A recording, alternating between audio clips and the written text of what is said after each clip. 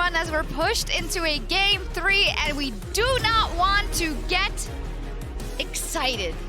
If you are a KT fan, that is, because it is all squared up. And just to remind people, if KT or LNG, whoever wins this next game, you find yourself in the quarterfinals of the World Championship. Now that would be such a huge step forward, and it all comes down to this. We thought it was going to be close, and it was. But let's talk about what was different in Game 2 then for KT. Huni, I'll go to you first. How come they were able to bring this one down to the Nexus and not the last one? I mean, I think I really respect they make the creative the play on the bottom, especially with the Lehends staying on the bottom when the reset time. And also, I mean, as I said, in the first game, the last step was they haven't completed. It was like breaking ankle for GALA. But this game, they did it. They did it. Laura, you were also talking about kind of the bot lane and how that can be such a big point to get KT going. I mean, we know that KT, the primary carry for the team, is most likely going to be aiming, and I love the fact that they made these creative plays around bot lane, especially because this is textbook KT and what we've seen in the LCK. You disregard completely Herald, you focus on the bot side of the map, stack these dragons, and for me that's what managed to get them to get the early lead once again, that they didn't give up on this time. Also, Hang is getting a little bit getting caught. Hold on, hung out to dry a little bit on this one. I mean, really good play from KT though, as you say, like getting that control in the bot lane, getting that vision, and that's actually what spots out Hung here. And then BDD setting up there perfectly to get the knockback. This is what I was hoping to see from KT, as already Laura and Huni were saying, like play around that bot side, get your advantages, and then just slow the pace of the game down, right? If you're not making mistakes, LNG aren't finding that window of opportunity to come back into it, and then you can play for these longer team fights where Amy's able to pop off. Definitely so. Cuzz also, I think, has had 2 back-to-back games where he was pivotal in that early game. Yeah, I mean, in the early game, in game number 1, we saw him go for some super creative pathing where he's like, okay, I'm going to skip a camp, get into bot side, then I can go for the gank in mid as well. And even though it was a loss, you can see how big of a difference it was. But I think the thing that stands out to me in this one was that in game 1, he was very much like, oh, I'm not actually going to be very selfish. I'll drop my camp so I can make these plays happen. In game 2, he was getting these big gold leads because he got the kill in bot. He was able to get solo Rift Herald gold in the mid lane off that turret plates as well. And that's where he was able to get this massive lead early in Radiant Virtue that just made it impossible for LNG to actually deal with him in these team fights. Yeah, I mean, as soon as his draft is over, I was like, oh, KT got this because Cuzz on Sejuani duties. Yeah. He's back on the duties. I was about to say, we saw this all summer in the LCK, and that's what you love and hate about Cuzz, is that he's a very hit or miss player, I feel, but when it hit hard, and like he facilitates the team so much, and when he knows how to play around the strength of the team, and again, they had a much better composition to play around this time. You also said that doesn't happen 3 games in a row. We'll see. We'll see. Let's see, indeed. You set up aiming before, Laura, and, and you, as we take a look at his triple kill, I think, from later in the game, it's just, he was a statistical outplay, a player that stood out rather on KT, but not just on KT, right? Also, when we look at LCK wide.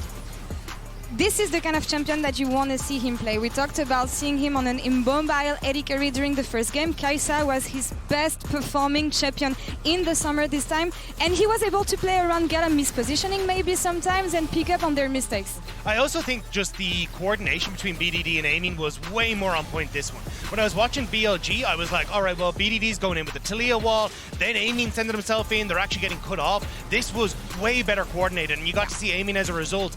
LNG were corralled, he pops off, he has these incredible moments where we get to see just how good this AD carry is. Yeah, I mean, this is what we expected from the aiming, which is like definitely not playing. Like we're not blaming him about like when he play immobile carries, like he's having like a little bit of an off game, but like when you have a Kai'Sa especially, I think he's so many games that he's proven in LCK that he can just carry all the game when he can. LNG have selected the blue side going into this last game. Now, Dog, no way. I'm so surprised. Are you? Dog, when we look at kind of how the series has gone, it has felt like obviously KT has had the upper hand in the early game twice around, and LNG knows that they have a huge team fight prowess, and they're willing to, I feel, let it go a little bit because they know they can try and turn it around at those big fights. But do you think they're relying on that just a little bit too much? I definitely do think so, as we hear them taking the stage once more, but I really think it's actually comfort for bot lane is what I'm interested in. I think GALA has actually looked great when he's got his Aphelios, when he's on champions like the Kai'Sa, where he like made his name as the Penta Prince in the LPL. But I think when you're on things like the Sivir, you're on the back foot in the matchup with the Leona into the Nautilus, I don't think you're able to have that same effect in the bot side. And then when it comes to those later team fights, if GALA's behind, LNG don't have that fallback solution that they rely on so often. Almost like it's the kryptonite, because Exactly. KT are so creative in that bot lane. Lore for KT now being on the brink of making it to the quarterfinal. If they make it, and we're not getting excited, mind you. But you were talking about how there's some players here that have now gotten their second chance and really, really want to take this chance with both hands. I think they had an interesting run so far because they didn't have the easiest opponents, and everyone talks about LNG as being maybe the second to third best team in the tournament. Taking this one for this team would be phenomenal, especially when you think about the fact that Lehends, outside of Genji, is looking to prove that he can perform in another environment. And when you look at the rest of the lineup, this is the comeback story for these players. And if they can take this one, it's going to set them up well, I think, in the rest of the tournament. But don't get excited. I'm not getting excited. Don't get excited. I'm not. But do you agree it could be such a momentum swing if they are able to close it out cleanly here versus LNG? Yeah, I mean, it is a huge win for also LCK because like, if you go the round 5, the problem is there's the DK is winning, the Weibo is winning. You know, like you don't want to go there. Like you don't want to go there. Like even LCK, LPL for both of it, they have to go. They have to take the last ticket right here. Yes, we're 1 minute away from getting into the draft for the last game. Dagda, I would say you're obviously not on the back foot if we look at it series-wide, but you're on the back foot in that LNG lost that last game. You said it already in terms of trying to get that bot lane ahead, but is that anywhere else you think LNG can pivot? I mean, Scout has been huge this tournament. I think, yeah, Scout has been, well, he got his ear. That was going to be the big kick for me, where I was like, okay, maybe you can see him pop off. He did look good, but it just wasn't enough in this case. I think having Tarzan maybe on something that can be a bit more of a playmaker could actually be the option as well. I think he had a great performance on the Lee Sin against Cloud9, where he had that insane kick to set up Zika for the 3-man stun. Maybe we go back to basics, try and go for that play that can have that early game advantage, then they can leverage in towards the later point. It's all up to the jungler, isn't it always? Let's head over to our casters. Thank you very much, Shocks. Kobe in the middle, all about the jungler. We can make the cast all about you as well as like, right. although she is. She knows. Just entirely correct. It's junglers. always about the jungler. Honestly, and I got to admit, I came into this, I had some Tarzan bias, but Cuzz has been the better jungler, okay? Cuzz actually was definitely the better jungler in game number 2. That's for sure. I'm so happy because I feel like Cuzz has been a really underappreciated jungler by many, and he has also not always.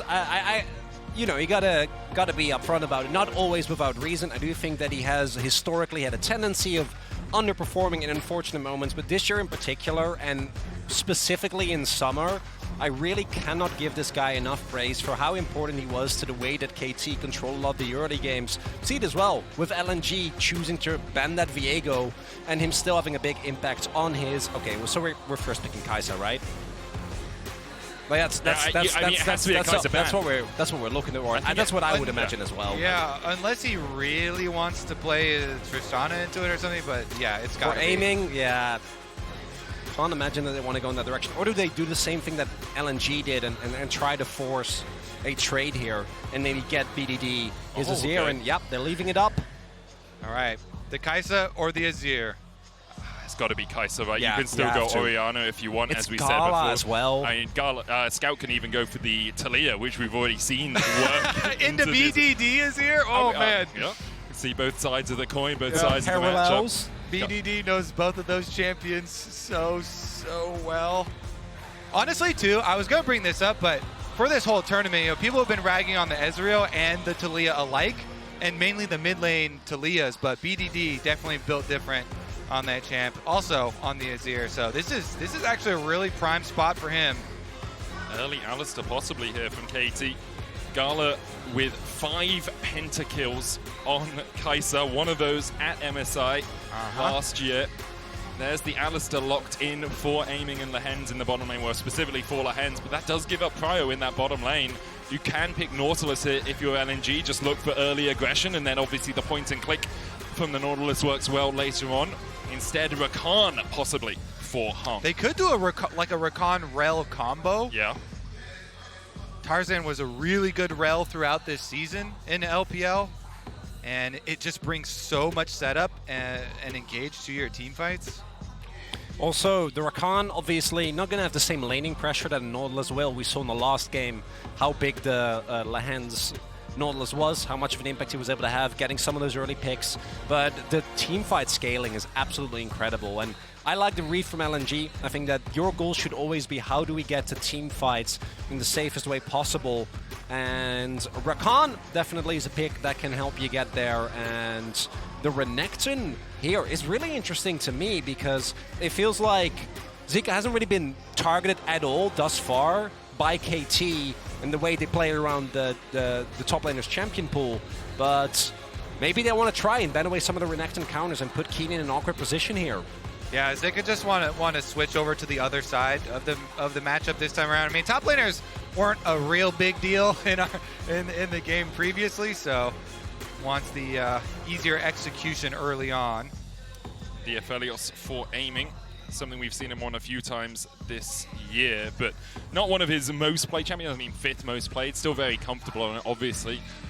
Just going to be very interested to see how well he is able to survive the later game team fights, because there is already that Rakan who can jump on him. You've got Renekton as well, who can flash Ruthless Predator you, and I doubt we'll see LNG give up on their dive potential with just those 3 picks. And he does have like Azir peel for him, Alistar peel for him, and Aphelios is one of those AD carries that when a lot of melee champs are coming in close range, and even if a Kai'Sa is coming in close range, if aiming is good at managing his guns, then definitely one that can turn into a blender.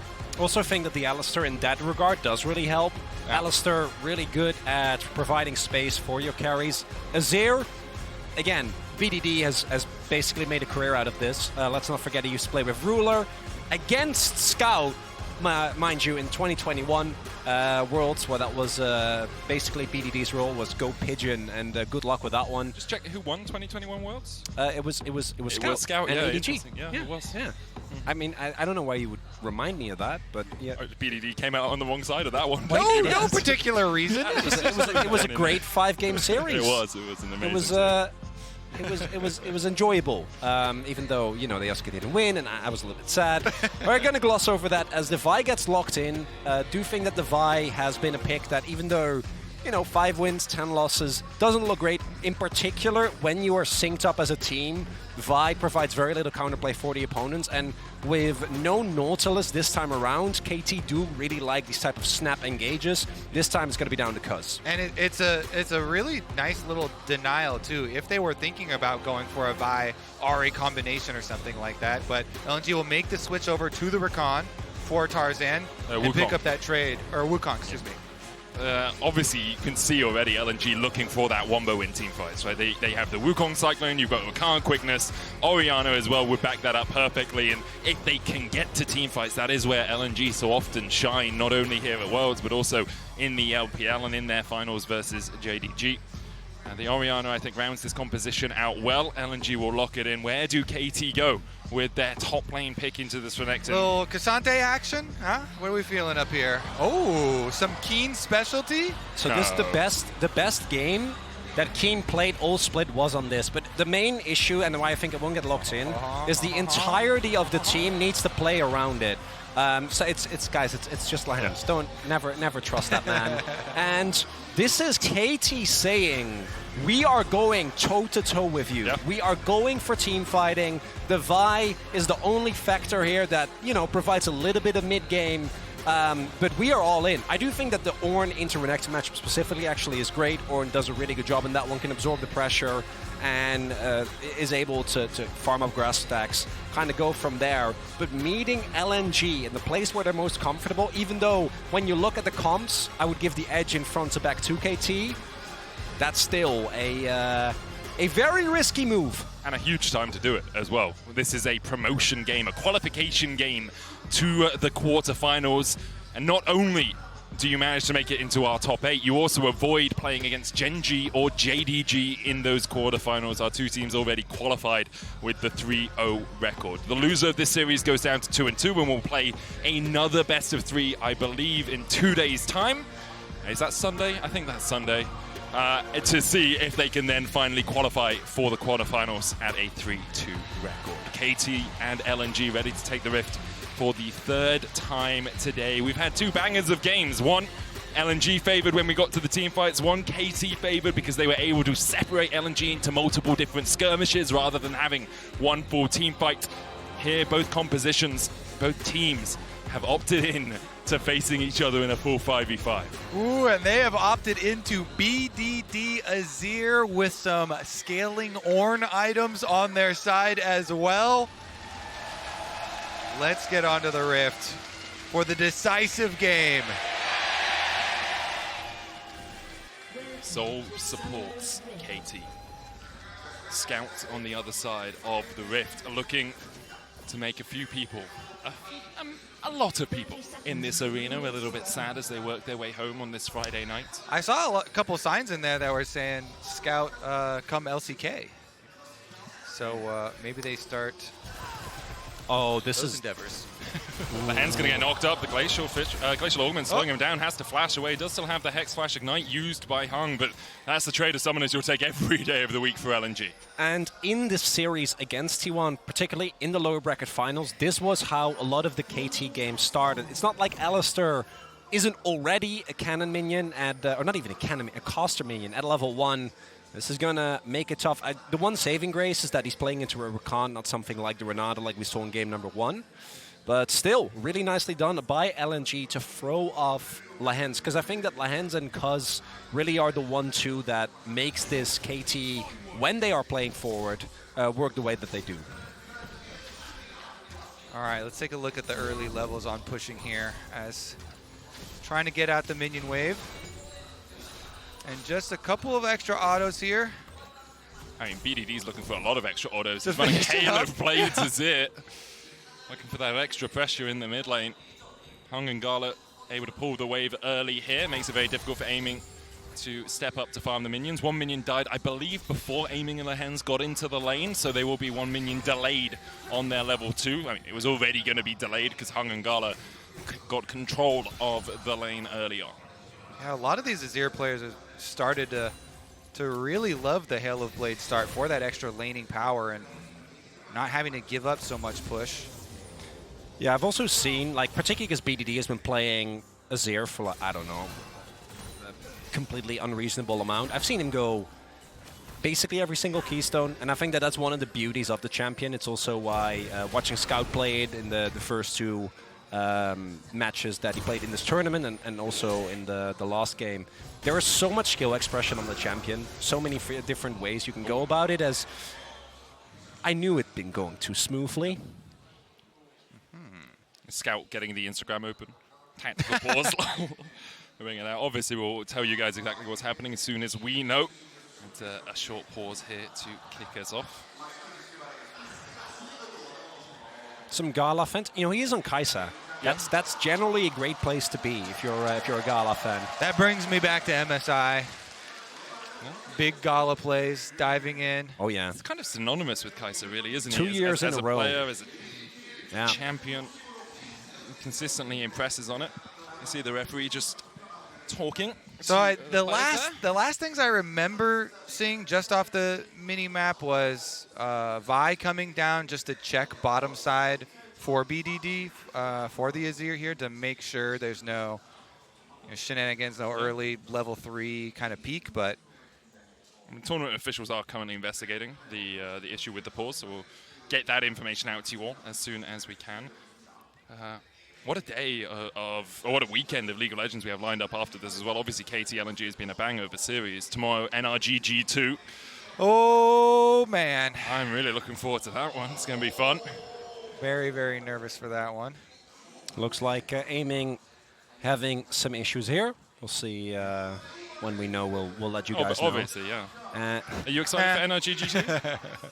Yeah, actually I am. Yeah? Yeah, I mean, I personally really enjoy League of Legends where I have no emotional stake because I get very over-invested. So it makes watching, the teams that I care about. You can actually watch it and enjoy it rather than just being heart rate 180. Yeah. I know the NRG players have a tremendous amount of respect for the G2 players for sure. Not only because, they perform very well in scrims against them, but also because they really respect the work ethic and the attitude. There's a specific video call out for one of the social videos that G2 put out with their team, with Caps really talking about the mentality of of the grind coming into Worlds and putting everything into your year from the very beginning, taking solo queue seriously, taking champions queue seriously, taking scrims seriously, and all of these layers that lead up to this point, to be able to have some real hope at this tournament, at the pinnacle of play. And so I'm very excited to see that matchup simply because there is so much respect. Yeah, I totally agree with that. And then after that, obviously T1 BLG. So that, like, tomorrow is a day of bangers. That's got to be a banger. There's some superstar power. I will watch Bin in any game ever. Yeah. Always delivers. The one thing that is still missing for me is that at MSI, Bin's interviews, every single one was straight fire. And I feel like you could argue that he's been even more standout thus far this tournament. And then he's kind of chilled. He's also focused on gameplay. He's like, well, we need to. He was at MSI as well. He's like, we need to beat JDG in a series one time. I think that's the thing, right? When you've lost that many times to JDG and they're kind of champions elect, you kind of, or at least finalists select, I guess is a better way to put it. You kind of know that you have to buck up your game a little bit if you're going to take them down. I'm looking forward to the Ruddy Esports interview with Bin. Do you watch much Ruddy Esports? Great little interview. I actually heard because I talked to the translator, Hannah, who was translating one of his interviews for him with the Shy. But they didn't actually get to release the interview. But the question was about the Shy had recently given to charity. Okay. And his question is crafty. He's like, "Oh, I see. You're a very, very charitable person. You love getting into charities here. Is that why you always give charitable kills over to your opponents?" And she had to translate it to the Shy. And at first he didn't understand. He was like, "Oh yeah, I give kills over to my teammates. I don't last hit them." And she was like, "No, he's talking about your opponents there." That must be the hardest job, translating an interview. Yeah, trying to do comedic interviews through translations has got to be difficult. But we're back onto the Rift. Don't know what went wrong, and honestly, as long as it's fixed, don't care. Double call started in the bottom lane means both these AD carries just likely to farm themselves up. Slight lead for GALA as Scout gets chunked out in the mid lane by BDD. All right, so it looks like what the calls were from the mid laners were just for wards here. So they've got wards on both sides of mid lane for BDD to try and keep him safe. Just to keep everyone informed, League officials allowed aiming to restart his client because there was a minor performance issue. Everything's rectified as far as we know now, so that is why we are back into the game. Good to know. Now, I don't expect that there will be a lot of action in this game for the foreseeable future. I do think that LNG, even though they have a composition that can fight until the very end, to me feels a little bit more mid-game because they lack a traditional front line, right? I think their engage and dive potential is absolutely incredible. Already talked about the wombo combo, but particularly when we get to like really late game, that's where I think they might somewhat struggle, even though I don't think it's KT's wheelhouse necessarily. They have been pretty consistent in being able to team fight with some of the best teams in the LCK. And we'll see what LNG's read is as well, because the one thing that they have been consistent in, I think, for the entirety of this series is making sure that you keep a good grasp of the game while also not opening yourself up to unnecessary risks as Zika goes in. Yeah, especially it's going to be up to Tarzan and Hang to be able to find ways around that front line. You don't want to have to melt through an Ornn in a DPS check, an Ornn and an Alistar. You want to go behind and put that pressure onto the enemy carries so they don't have the freedom of a full DPS check. Coming out on the winning side of a lot of these mid trades. He has gone for the Amp Tome first, where Scout decided he wants a tier, start stacking that up early on. So, and obviously slight range advantage for the Azir if you can get your soldiers far enough up in the lane. The command attack ball does allow Scout to try and even that out just a little bit. Yeah. Constantly see him proccing his Hail of Blades. Trying to use as many of the autos onto the enemy champion as possible, but even if not, then you can just turn on the minion wave. And then the buff that they did a long time ago to shorten that reset timer, but we're going to have a bottom side play. Here we go. Yeah, GALA and Hung think they've backed because it's a cannon wave, and that's exactly when KT would go back. Hung locked up. Looking for the Q knock up here. Flash Q. Great play there by Lehends. Hung's ticking down, and the E from Cuzz finds the kill. The bolt broken open in the bottom lane, and goal pours out for KT. And if they're a split second later, Tarzan is there to punish, maybe look for an exit kill or two, but instead It's an early kill again, going over to Cuzz. Perfectly set up there by the KT bottom lane. Aiming purple gun to start it out. Lehends headbutts him away, so Lehends can't get in range for the E for GALA. Then he has to flash for it. But guess who's waiting for him with open arms? It's Lehends. Really, really good use of the bottom lane CC there to feed their jungler a kill. Have another look at it, because once again it's denting blows kill, aiming with the graviton. They know exactly who they're targeting from the get-go here. And then Lehends comes over, flashes to make sure, open arms, gets them both with the knock up, and the ignite already down. Cuzz being able to get his E splash damage off the auto attack on the AD carry there to splash through, kill the Rakan. And it's perfectly done as well, because such a story told through these reactions. I love these reaction cams here, because the eyes tell everything. Yeah. A great play from Lehends as well. If Hung gets to GALA in time, he can W away, just use that grand entrance to make a bit of an exit. The shockwave now invested by Scout to force BDD out. Tarzan was waiting in the wings but can't find the engage. BDD holding on to his flash. Yeah, I think Tarzan actually wasn't 6 just yet there, but he dinged it off of the wave, the ambient XP. Will not be going for the red buff here, and yeah, KT definitely still has the back, so I think it's still a successful play for LNG as they get to use their topside prio. Zika gets to set up a little bit of vision. They have the invade. BDD didn't actually go back though and might be at risk here. Lehends will get spotted by that ward. Forward by Hung. As Lehends, as you say, spotted. I think Hung perhaps would have aggressively hex flashed if he hadn't seen the Alistar just around the corner. Cuzz starting up the Dragon now. BDD will just continue to gain mid priority. You can see GALA moving first, aiming, having to push out the wave. Now Hung dives into the pit, and Cuzz respects the fact that the reaction from LNG was coming. Yeah, Vi with the W is able to pretty easily take dragons early on, but I like the response as well from Hung, knowing that Lehends is towards the mid lane. Do note, Tarzan is level 6, but just a little bit too late. And it's good from KT, because they guarantee their mid push. They guarantee BDD priority with Lehends positioning there, right in lane, standing with them. So, well, Rakan comes over to say, hello, I found you doing Dragon. There's not much he can do about it with the mid lane priority there. A poultry matter there for Cuzz to ignore the Rakan. That one, I think, is better than the name puns. Yeah. So I'm going to give you give me a feather in my cap for that one. On that one. You're up from a 2 from the previous rating. And the rating's out of 5, right? 5 stars? Oh, of course. Yeah, for sure. Cuzz here, shadowing the mid lane. Tarzan on his way across as well, but Cuzz should just be able to back away. And although we had a slight flurry of action, I think Chronicler's prediction earlier on will once again come true, which is not too much going to happen for a little while here. It's not that adventurous of a call to make, given these two team comps. As Cuzz? Proving me wrong? Cuzz? No, he will not. Tarzan will get spotted here. We do have Scout already on the play, and also, again, KT do not need to go for these type of fights. Now, I do know from experience, BDD considers Azir to just be an anything champion, not late game. You know, the amount of early fights that I've seen him take throughout his career, definitely numerous, but I'm not going to do it here, and I do think that's the right call, particularly with Zika being so much stronger at this point in the game. Yeah, you don't want to fight that as KT, so Tarzan picks it up. Extra little gold boost here.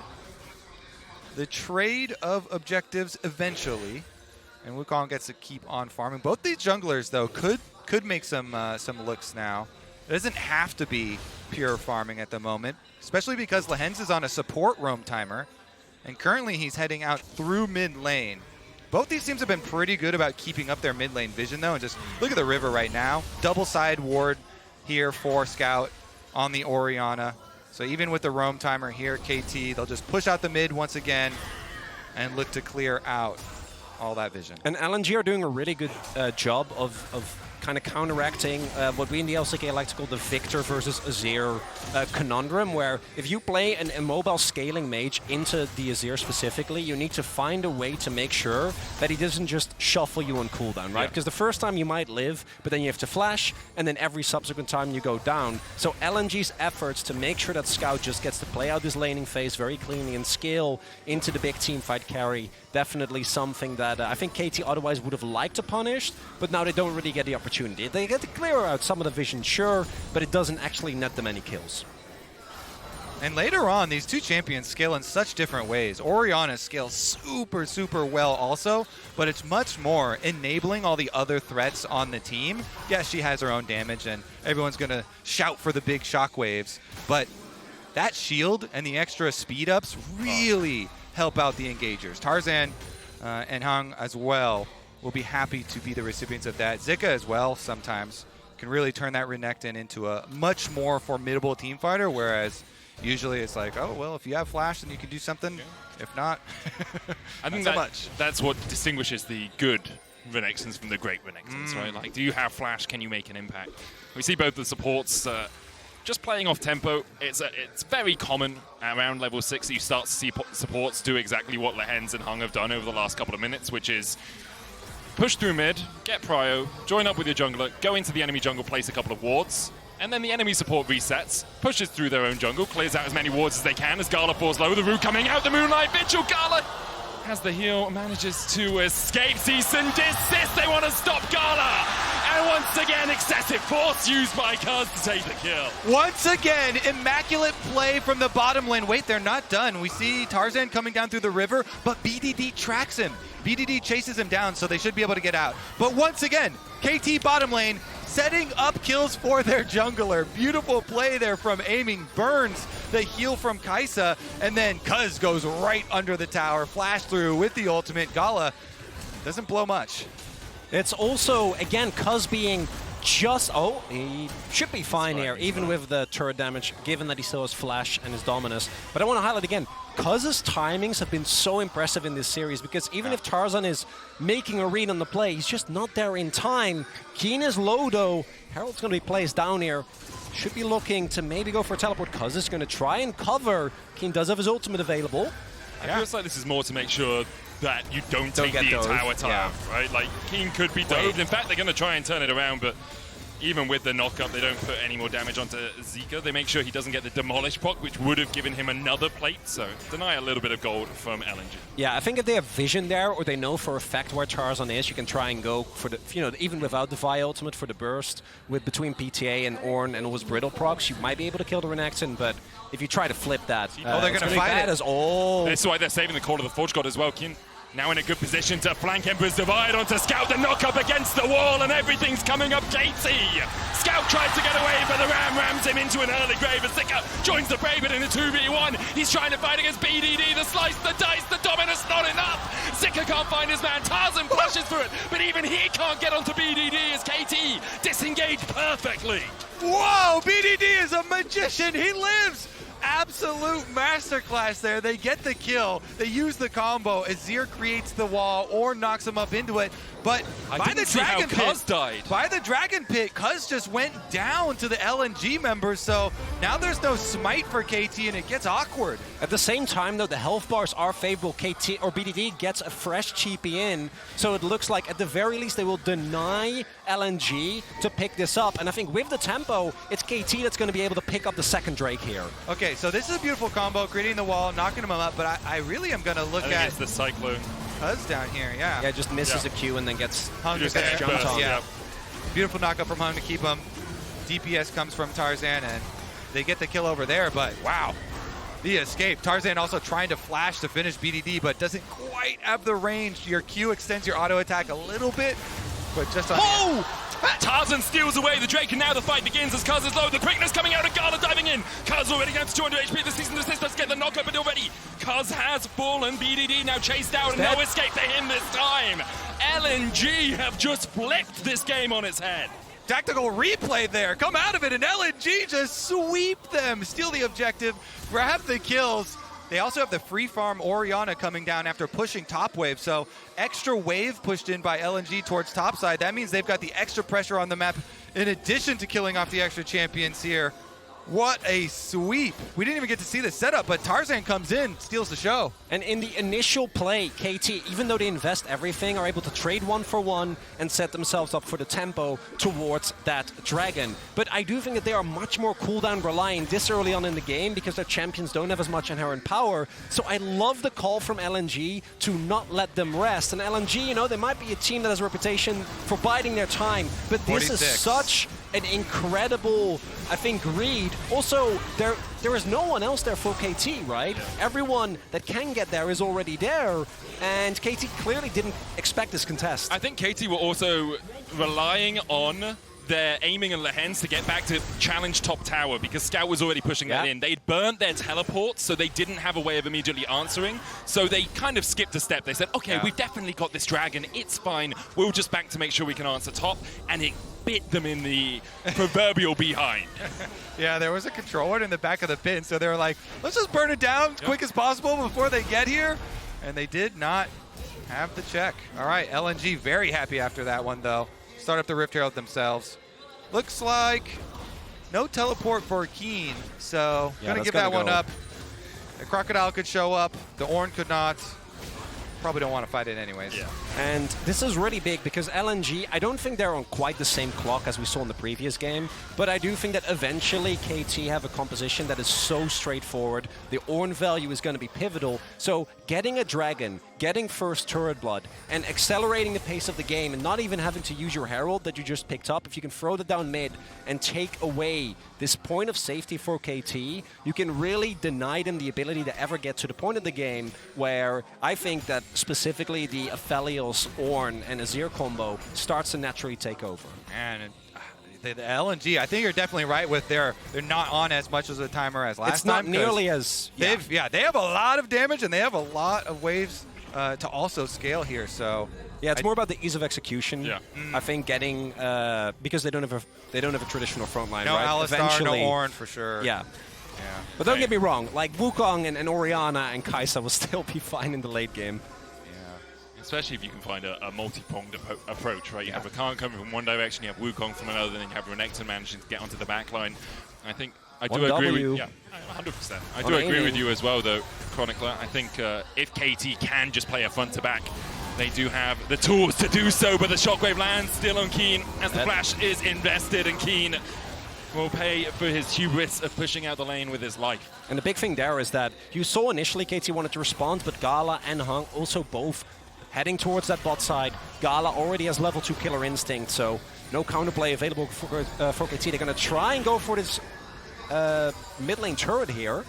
Does GALA respect it? TP. He does. TP behind now as LNG look to up the tempo of the game. The Dominus popped as aiming is going to meet the base of Zika here. Lehends trying to do everything he can to disengage for his AD carry. Flash, Ruthless Predator. The cleanse away by aiming. Lehends already down, aiming with the Severum. Doesn't even tickle Zika. Those scales stopping him from taking too much damage as BDD slides the wall. Cuzz does a good job of body blocking his bot laner. Kiin now TPing in mid. The Rift Herald still charging up that bottom lane, and LNG continue to advance.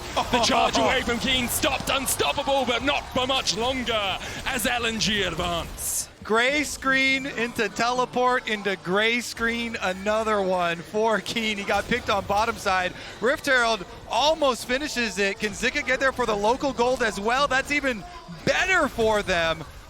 Oh, wow, we go back to part one. Okay, so this was the first kill.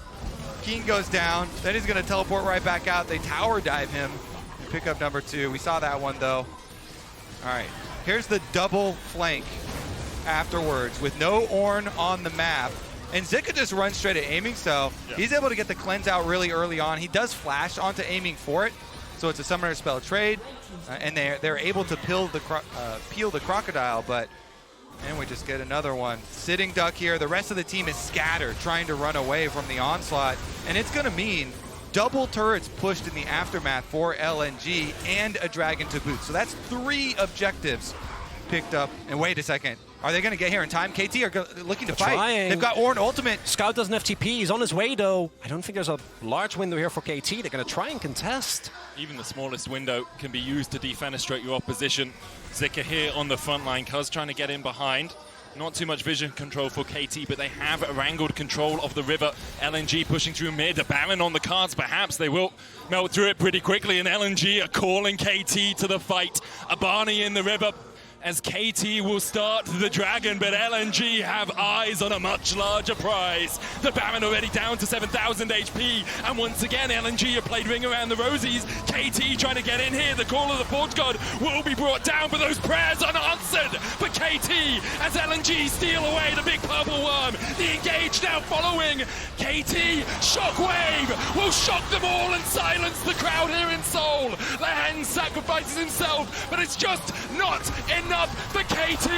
BDD tries to escape, but GALA will not have it. LNG sweep away KT. Oh, that Rage Blade Kaisa you love so much, Chronicler. They've got that DPS for the Baron. They burn it down, and with the Shockwave from Scout, they chase them all down.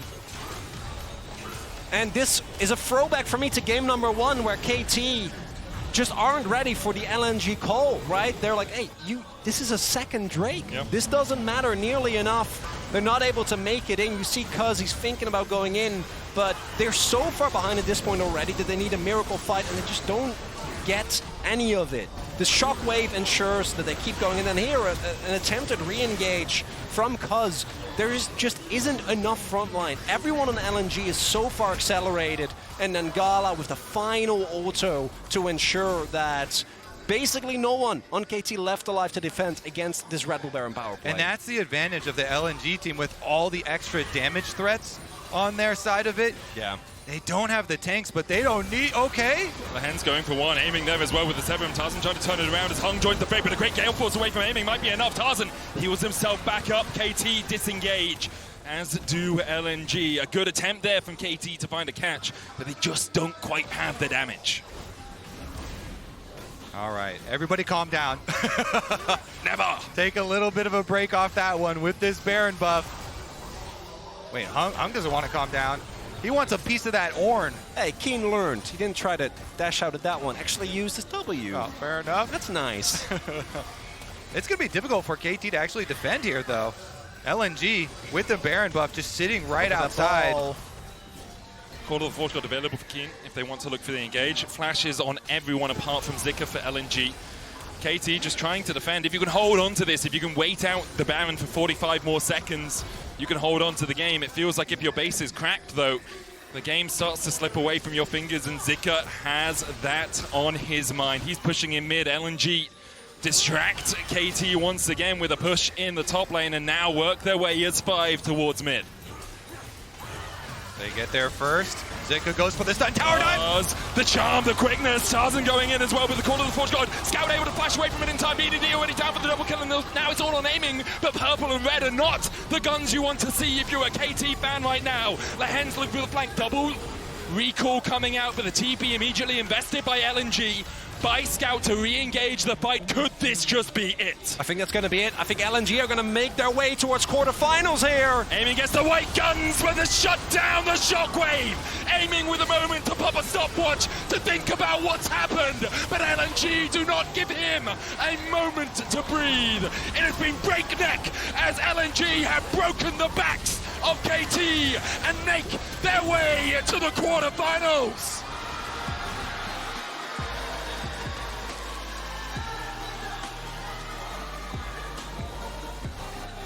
LNG, what a beast of a team. They avoid Gen G, they avoid JDG in the next draw. Definitely deserved rewards for them as well. And in the fight between BDD and Scout, again, it's Scout that comes out on top.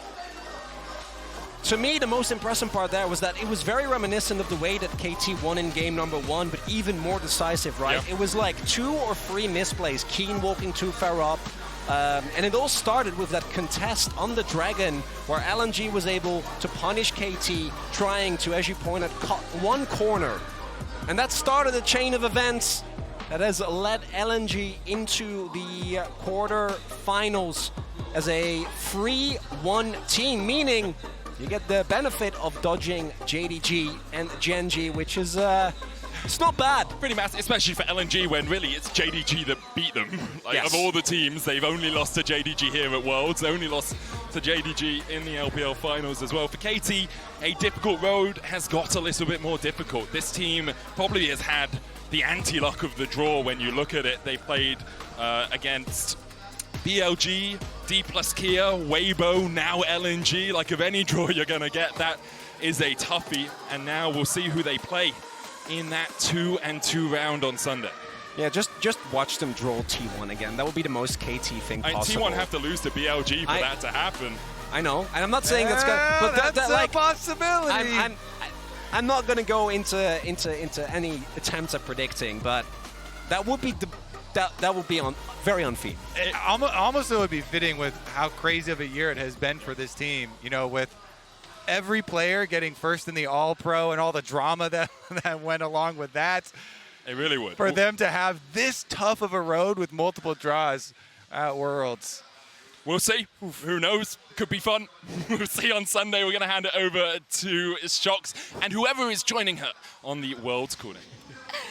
Thank you so much. It is Dagda and Huni in this case as Laura's off to get an interview with Scout. And yeah, where you say KT has had a hard draw, I also think for LNG, this is a very difficult matchup for them to win in order to qualify for the quarterfinals. But they did it with flying colors if you look at kind of everything that was thrown their way, specifically in that first and that last game, Dagda. So a lot to be proud of. Yeah, I think especially we kind of touched on the things we wanted to see, the adaptations we wanted to see from LNG, like getting Tarzan into something where he could be a bit more proactive. He was a core factor on this Wukong, like picking off members in River when they were trying to find fights that may have swung the way of KT. Also been able to find some of these great engages alongside Hung. And then also GALA getting his hands on the Kai'Sa. This is the champion he made his name on in the LPL. It is synonymous with great performances from this AD carry, and we got to see it again here.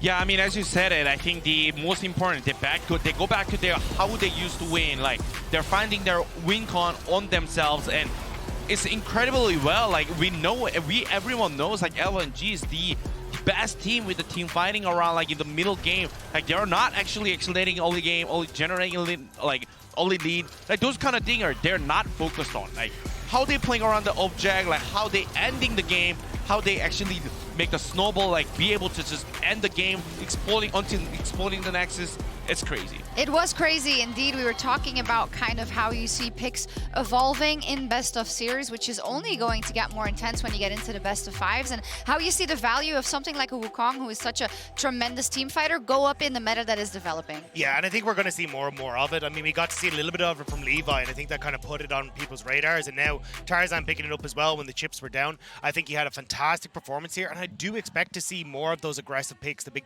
work-in team fights are going to start to come through more and more. And even if he can start to play things that, I mean, we've already seen like the Neekos, the Aries, that can then set up Wukong for a strong mid jungle, it just becomes such a strong pick in the current style we're seeing. Yeah, I saw a thread the other day that was like, oh, I'm unhappy that there's so little pick diversity in general. So hopefully we see that getting a little bit bigger. One final note, though, about Zika.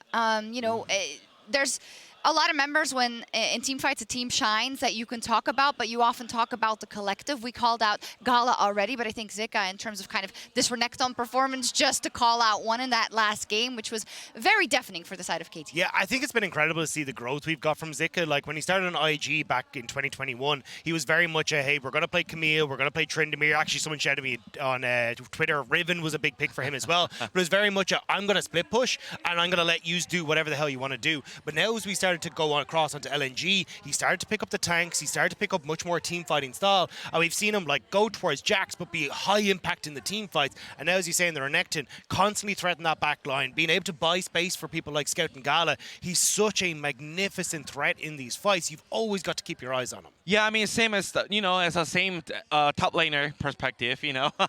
I think just like Zika, I think just like making sure like having support with the jungle or the support even mid lane, like just making sure it's like he's on good spot, which is like that makes be able to like him able to like carry the game. Like he has the potential, he has the momentum that he as soon as he hit the ceiling, I don't think, as you mentioned, like even Jack's game, like he could just carry along. Like there's so many factors that like I think also just be able to pick up like other situational, because he has a GALA on the AD carry and mid lane on Scout. Like he just doesn't have to do it. So I think it's really good to see like making adaptation. But I think today the performance on him actually playing Renata into especially Orin wasn't really like actually satisfying. He could have probably done better a lot in lane phase, but I think he's gonna grow a lot as a person. Oh, I like it. You're still like, yeah, that was great, but you can do better. I expect more from you as a top laner. From the mid laner, though, I think we were very happy to see the performance once again. So let's send it over to Lore with the victorious Scout in the Verizon post-game interview.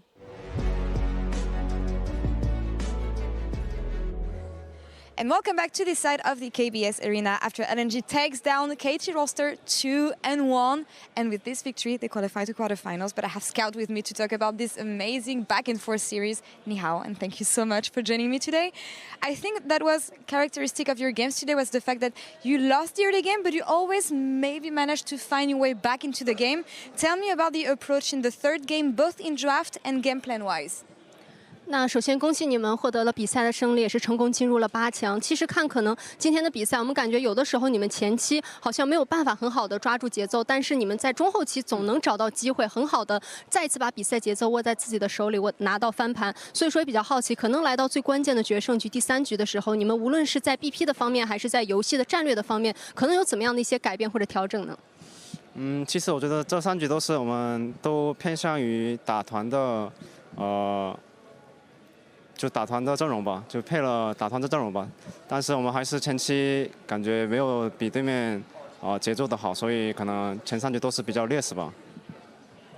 I must say, for all the 3 games, based on our draft, we can be super strong in the team fights. So we have the team fight focus draft, but maybe in the early game, we just didn't manage to do as good as the opponent team did. So that's why we didn't manage to get advantage in the early game. So that's why. Maybe something to work on later, maybe. You mentioned the team fights. Of course, we also think about GALA when it comes to team fight. But for me, when I think about LNG, you're the main character of the team. Tell me about your responsibilities within the team when it comes to leading them both in and outside the game.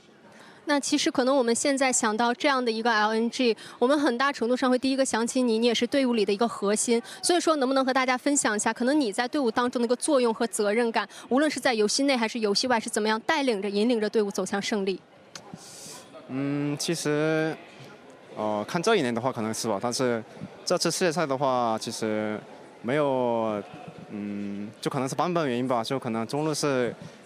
不好管前期的阵容，不前期的节奏，所以，就今天的话，其实我们下路打得比较好吧，我觉得。 Maybe just looking back to the whole year journey, I can be the main character for LNG. But I must say, for World's meta, I don't know why. Maybe because of the meta, like for mid player, we just cannot like do a lot of stuff to just take over the whole map in the early game. And also for this best of 3, I like to give credits to our bot lane players. They just did a good job. GALA, of course, and his deadly Kai'Sa. Now moving forward, you make it to quarterfinals. It is obvious that you're one of the best teams at the tournament, but there's a debate whether you're one of the 2nd or 3rd best team here at Worlds. What do you think of this when it comes to the expectations you had before coming at Worlds? 那其实接下来进入到8强战，也要和更强的队伍来进行交手了。其实也有一些争论啊，大家都会说，可能 LNG 是不是世界上可能第2强或者第3强的一个队伍？那接下来可能无论是根据你之前的一些世界赛的经验，还是说你对于目前的一些状态，你对此有什么样的一些评价呢？我们可能是第3次晋级了8强，就感觉就很应该的，然后就确实是这种的水平吧，然后我们还需要提高一下吧，然后再晋级4强吧。 Yeah, I think we're the 3rd team that qualified to the quarterfinals. So I'm thinking about the similar statement, but I think like so many parts that we still need to have some improvements on definitely. So hopefully we can maintain this momentum and hopefully we can get into the semifinals. All right, and looking forward at quarterfinals, why should LNG be feared in the next stages of the tournament? 那接下来，如果是8强战，你觉得为什么大家需要惧怕你们呢？因为我们虽然这次进了8强嘛，但是我们的实力还没有到位吧，可能60%-70%都没有到吧，所以我们能上线拉高的话，可能会打谁都会赢，感觉。 So although we just qualified to the quarterfinals, but I must say we didn't show the 100% of potential. For now, maybe 60 or 70. So we still have a long way to go, and hopefully in the following matches, we can just show the very high ceiling of our momentum and try our best to get a win against any other teams. Looking forward to see what you guys can show in the world stage. Scout, thank you so much. Xie for the interview. And Wendy, thank you so much for the help. Back to you, Shox. Thank you so much, as we got Mao in for more commiserations for the LCK, but I do want to touch on the political answers, of course, by the end there for Scout. He doesn't want to get too excited. I'm a little bit disappointed because in other interviews, he was just going off the rails, his Instagram stories, his quotes, but I get it, you know? Maybe you got a stern talking to, you know? Yeah, he's got. I get it. He wants to temper a little bit, right, Dagda? And also, you know, fluent Mandarin. We were talking about it here. He was one of those early imports who very early on took on the language, and I think the LPL will be very thankful that he's got to that region with what he's done there already. But maybe LNG can make it very, very far. Are you willing to make any kind of guesses or wishes or estimations? I mean, I agree with what Laura's kind of hinting at. I think LNG are top 3 teams. I think it's like JDG, Gen.G, and LNG are the 3 teams in my mind that I'm keeping my eyes out for. The big one for me, though, is kind of like, when it comes to Scout and to players like GALA, it's finding that success away from their former teams, right? Like, yes, Scout won Worlds in 2021 with EDG, and even at the time it said, hey, look, this is the team for me. I want to try and stick around with this team. But the fact he's now swapped over to LNG, he's got to try and find success with this new squad and new colours. Same when you look at GALA, winning MSI with RNG, now trying to find success in LNG. It feels like there's a lot of players that want to show they still deserve to play at the very, very top level on the squad. They do, and I think they'll be happy to escape the bracket and go straight to the quarterfinals, of course. Mao, you joined, so let's take a look at what KT could be up against. Yeah, I know. I just want to make very clear. I'm just here to support Hooney. I'm just here to support the guy who said LNG 2-1. He's my boy. He's my Yumi. But he knows. He's your Yumi? Yeah. You know, so. He actually predicted LNG to win. Yeah. Because he knows KT. This is what happens. Yeah. And I do want to reiterate, I still think KT is a very strong team. If they end up facing against D+, I would heavily favor them. If they end up going against Weibo, I think that given how that game played out, was a little shaky, but at the same time, their early game was extremely dominant, would really favor them there as well. The really big test is going to be if they end up going against the loser of T1 BLG. That's the one that everyone, I think, is going to try and avoid. That's the only match where I'm like, I don't care if it's T1 or BLG. That's where I'm like, that's the end for KT. They wouldn't pick T1 or BLG. I will stand by them picking T1. That was the right decision with the information at the time. No, why would you bring it up, Dagda? He brought it up. He knows me too well. Did it. This is the schedule for tomorrow. Oh my god. I know we've had like an LCK, LPL day as well, but G2 versus NRG is the first one tomorrow. Yeah, I'm so excited. Let's go. That's a free one. For who? For I don't know. For both of it. It's free for both. It's free for both. It's free for both. He's like watching LCK teams play BLG and Weibo, and he's like, oh my god. Like, I'm just being serious. Like, no, that's actually like T1 against BLG. Yeah, I mean both of them is like it's extremely good chance. KT or LNG as well. That's what I mean. Yeah. Well, sucks to be you, I guess. Some people get a good draw. Speaking of a draw, tomorrow, of course, we'll have a draw again. We'll have our final draw of the Swiss stage. He'll come back. He will come back. That's the last time we see the ref. It will be the last. I mean, I believe there's probably a draw in bracket stage as well, right? True. Isn't there? I was worried. I need to have that confirmed. No, there will be, because you need to still draw like the top against. Yeah, there will be. Yeah. Okay, so we get 2 more draws. Wait, I'm going to triple check. Since everything changed, production, that's correct, right? Well, we can check later. We'll check for you in any case. There should be. But I just don't want to give out misinformation. I never do. In any case, you can also catch the rebroadcast. Yeah, there is a draw tomorrow. I was talking about later. Anyways, we'll have a rebroadcast, of course, if you weren't able to catch all the games live. And we'll be back tomorrow, same place, same time, for our matches in the 2 and 1 part of the Swiss bracket. And, of course, the comeback of our very favorite draw show referee. We'll see you then. Bye.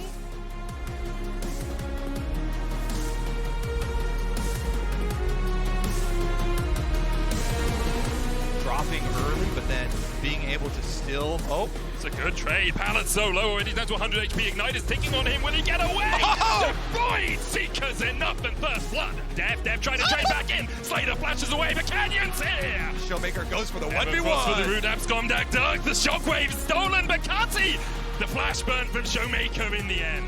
Underneath the tower, inhibitor tower already down as Death flashes forward. 26 minutes is all it took for DK to once again defeat a team lower ranked than them.